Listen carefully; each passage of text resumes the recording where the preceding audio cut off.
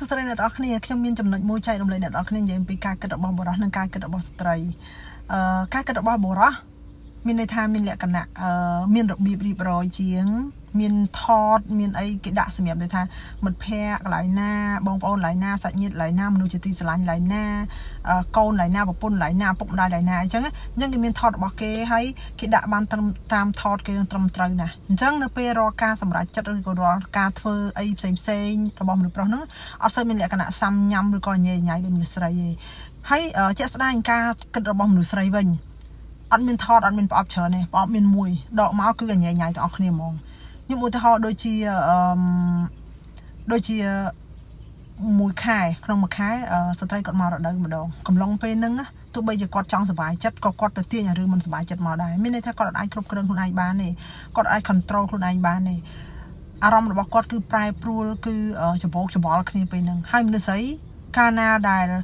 ឲ្យគាត់គិតទៅលើរឿងអីមួយមកចត់ពេកច្បាស់លាស់ពេកអញ្ចឹងគឺគាត់តែងតែមានហេតុផលមួយផ្សេងពេលខ្លះតែអារឿងធំដុំក៏ទៅជារឿងតូចតាចអារឿងតូចតាចវាទៅជាធំដុំវិញពេលខ្លះកំពុងតែសុបាយក៏ទៅជាកើតទុកកំពុងកើតទុកក៏ទៅជាសុបាយកើតហើយពេលខ្លះទៅធ្វើឲ្យអ្នកដែលនៅជុំវិញខ្លួនគាត់ជាពិសេសប្រុសគាត់តែនិយាយថាគាត់មិនយល់ទេហេតុអីបានជាមនុស្សស្រីមានការគិតបែបហ្នឹងហេតុអីបានជាមនុស្សស្រីគិតទៅជាបែបហ្នឹងវិញចិត្តមនុស្សស្រីពិបាកយល់ពិបាកស្មានអីចឹងណាអញ្ចឹងខ្ញុំចង់ជំរាបប្រាប់អ្នកទាំងអស់គ្នាថាការគិតរបស់មនុស្សស្រីនិងការគិតរបស់មនុស្សប្រុសមិនដូចគ្នាទេដោយសារតែមនុស្សស្រីមិនមានថតមិនមានប្រអប់ច្រើនហើយក៏មិនអាចរៀបទាំងអស់នោះឲ្យមានរបៀបរៀបរយដោយមនុស្សប្រុសបានដែរគ្រាន់តែថាមនុស្សស្រីការគិតរបស់គាត់ហ្នឹងវាមកចត់ទៅលើការងារដូចជាការងារផ្ទះឬក៏ការងារអីផ្សេងដែលតាក់ទងនឹងជំនាញរបស់គាត់ប៉ុន្តែបើថាឲ្យវាទលំទលាយឲ្យវាធំធេងត្មងអត់អាចដូចមនុស្សប្រុសបានទេអញ្ចឹងហើយបរោះកុំឆ្ងល់ថាហេតុអីបានជាគាត់ឆ្ងល់ថាមនុស្សស្រីហេតុអីក៏គិតមិនដូចគាត់អញ្ចឹងគិតអត់ដូចគ្នាទេភេទពីរហ្នឹងគឺជាភេទពីរផ្សេងគ្នាហើយការគិតរត់តាមមិនដូចគ្នាទៀតតែអ្វីដែលសំខាន់គឺគាត់អាចយល់ដោយពាក្យមួយគេនិយាយថាមិនបាច់ស្រឡាញ់គាត់ច្រើនពេកទេយល់ពីគាត់ឲ្យច្រើនទៅបានហើយយល់ថាគាត់នឹងបែបម៉េចយល់ថាគាត់នឹងជាមនុស្សយ៉ាងណាយល់ឲ្យច្រើនកាលណាដែលយើងយល់ច្រើនយើងអាចជាស្រ័យច្រើនយើងដឹងច្រើនយើងអត់ឲ្យនឹងគាត់ច្រើនទេដោយសារតែទាំងអស់នេះហើយទៅខ្ញុំចង់ជំរាបប្រាប់ថា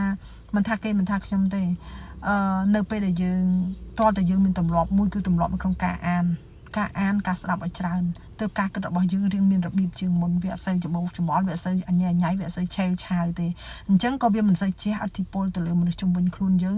នៅពេលដែលអារម្មណ៍របស់យើងប្រែប្រួលនៅពេលដែលអារម្មណ៍របស់យើងតានតឹងនៅពេលដែលការគិតរបស់យើងស្មុគស្មាញនៅពេលដែលយើងមានដំណោះ